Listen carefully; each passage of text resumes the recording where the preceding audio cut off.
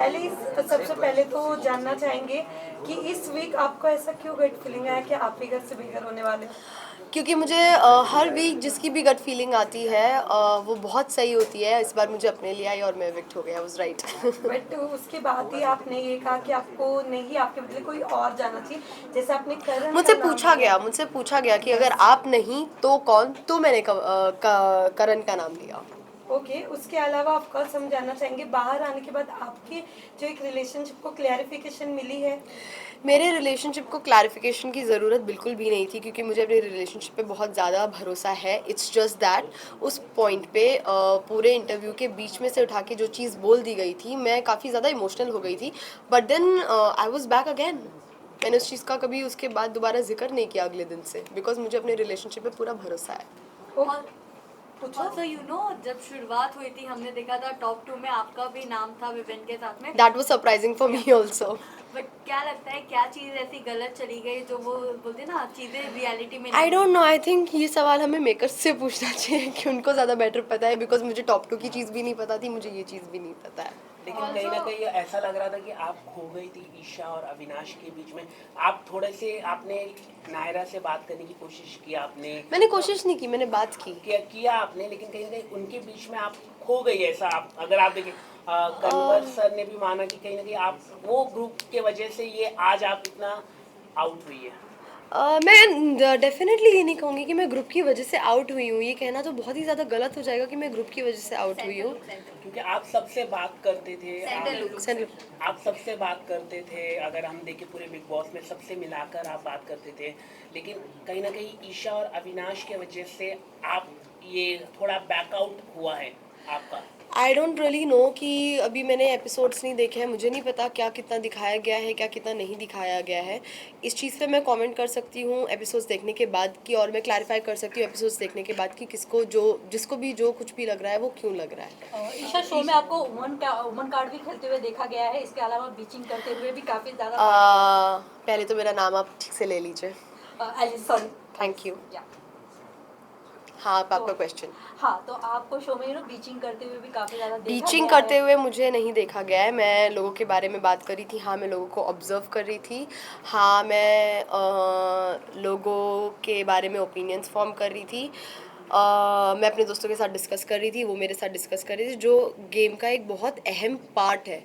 तो that is what was happening, और बीच में थोड़ी बहुत मस्ती वगैरह हो रही थी, and that's it, that's about it. कहीं ना लगता कहीं है आपको कॉन्फिडेंस वाइज लो हो गई थी आप, बिकॉज जब सलमान ने आपसे पूछा कि कौन घर से बाहर हो सकता है, तो आपने ऑटोमेटिकली अपना नहीं, वो कॉन्फिडेंस लो नहीं था, वो मेरी गट फीलिंग थी। मुझे पूरे हफ्ते से गट फीलिंग थी कि मैं जाने वाली हूँ, बिकॉज हर बार इनफैक्ट अभी मैंने इस चीज़ का आंसर दिया है कि हमारे दोस्तों के बीच में, हम सब के बीच में हमेशा ऐसा होता था कि इस बार कौन जाएगा, इस बार कौन जाएगा, इस बार कौन जाएगा, और हर बार मेरी गट फीलिंग सही होती थी, और इस बार मेरी गट फीलिंग मैं थी, और मुझे पूरे हफ्ते से कहीं ना कहीं पता था मैं जाने वाली थी, और मैं अपने दोस्तों को भी यही बोल रही थी कि दिस टाइम इट इज़ मी।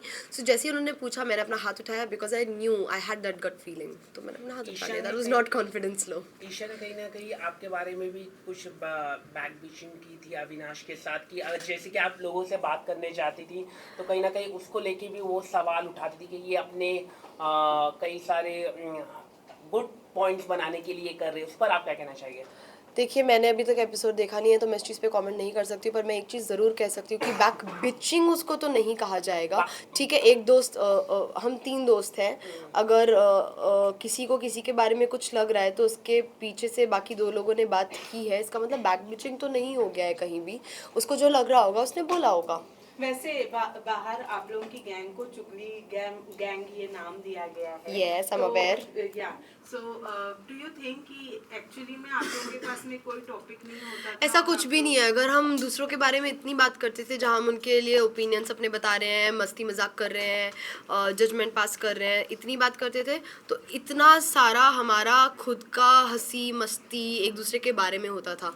तो अब बिकॉज घर के अंदर एज सच कोई इतना स्ट्रॉन्ग ग्रुप नहीं है जिसको गैंग कहा जा रहा है, तो चुगली और गैंग को मिक्स करके चुगली गैंग बना दिया गया। बाकी I don't think it is चुगली। करण ने सब अपने लोग जाने यहाँ के पे बाद, आपके एविक्शन के बाद एक चीज देखी गई कि शिल्पा जी जाकर ईशा के साथ कहीं ना कहीं बैठ रही थी, और दूसरी चीज ये कि शिल्पा मैम और ईशा काफ़ी अच्छा बॉन्ड शेयर करते हैं। Yes, they were talking about कि अच्छी लड़की थी, घर से बाहर हो गई।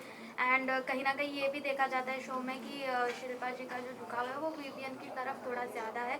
इस बारे में क्या कहेंगे आप? मुझे लगता है शो खत्म हो जाएगा उसके बाद भी पता नहीं चलेगा शिल्पा मैम का झुकाव किसकी तरफ ज़्यादा है। ओके, आपके जाने के बाद करण ने ये कहा कि आपको अफसोस होगा बाहर जाने के बाद, जिसके साथ वो बैठे हुए थे दिग्विजय। बिल्कुल भी नहीं, not 1%, not at all. Alice कहीं ना कहीं जब करण का अविनाश का एविक्शन हुआ था तब आपको पैनिक अटैक भी आया था, उस चीज़ का काफ़ी मजाक उड़ाया गया है। इस बारे में आपका क्या कहना है? I think it is very sad because मैं अकेली ऐसी इंसान नहीं हूँ इस दुनिया में जिसको पैनिक अटैक्स और एंजाइटी अटैक्स आते हैं। कई सारे ऐसे लोग हैं जिनको पैनिक अटैक और एंजाइटी अटैक आते हैं, और लेट मी टेल यू 20 अलग अलग टाइप के पैनिक अटैक्स होते हैं, ठीक है। उसमें से एक ये वाला भी होता है जहाँ इंसान शिवर करता है। मुझे खुद को कई अलग अलग टाइप के आते हैं, तो जहाँ इंसान शिवर करता है, और उस टाइप में मैं शिवर करी थी। I am very aware of the video जिसके बारे में आप बात कर रहे हैं, जिस इंसान के बारे में आप बात कर रहे हैं, and it is very sad and it is very disheartening कि उस चीज़ के बारे में आप मजाक उड़ा रहे हो, किसी की मेंटल हेल्थ का मजाक उड़ा रहे हो। सो that's just not cool. वैसे आपके इविक्शन से विवियन थोड़े मतलब सैड नहीं नजर आया, उनका बहुत ही कैजुअल रिएक्शन था आपके इविक्शन के बाद। What do you want to say? Vivian is not someone who will sit and cry, ठीक है। फर्स्ट ऑफ ऑल मुझे पता है Vivian was always there for me even during my मेरे को बस एक ही बार एंजाइटी अटैक नहीं आया था, मुझे कई दफ़ा एंजाइटी अटैक आया था, and Vivian was always there for me. Vivian always cared for me. Vivian ने हमेशा मुझे गाइड भी किया है जब भी मैंने उनसे कुछ भी एडवाइस मांगी है। मैंने उनसे 20 मिनट मांगे हैं तो उन्होंने 3 घंटे दिए हैं, 15 मिनट मांगे हैं तो 2 घंटे दिए हैं, ठीक है। So he was definitely very sad, बस उनका तरीका अलग है, उनका तरीका बाकी लोगों की तरह नहीं है। So that's that. Last question. Alice, जब आप निकल रही थी आपने कहा ट्रॉफी घर ही आनी चाहिए, तो आपको क्या लगता है इन तीनों में से किसके घर जा सकती है ट्रॉफी? आनी तो घर ही चाहिए, बट अगर मुझसे एक इंसान पूछा जाए तो मैं बोलूँगी विवियन। अगर हम बात लास्ट क्वेश्चन था ना।